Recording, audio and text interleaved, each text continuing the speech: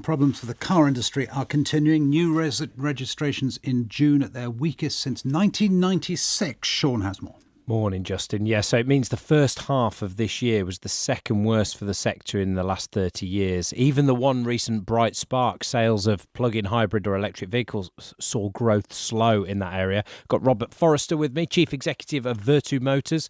Trades as Bristol Street Motors, Macklin Motors as well, operates 160 car dealerships across England, Wales, Scotland. Morning, Robert. Morning, Sean. These numbers are a surprise to you in your forecourts? No, not at all. We represent about 4 to 5% of the UK market, so we could see this coming, and it's been coming for now in 12 months, really.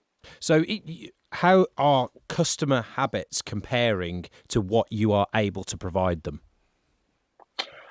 Well, customers having to get used to the fact that when they want to buy a new car, in many cases, they're having to wait 6 to 9, even 12 months for that car to arrive. And this isn't a consumer demand problem that's affecting the European and global car industry. This is a production problem coming out of the impact of lockdowns and other issues, actually, like Ukraine and China. So what are those customers doing? Are they perfectly happy to wait those 6 to 9 months and keep using their old car they've got?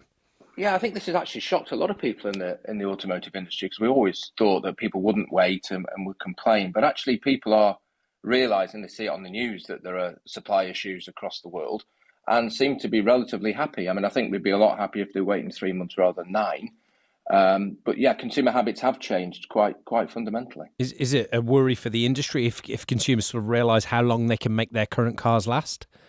No, I don't think so. I think, people want to have new cars. There's a massive appetite for new cars in the UK, be it for a variety of reasons, lifestyle changes, getting married, having children.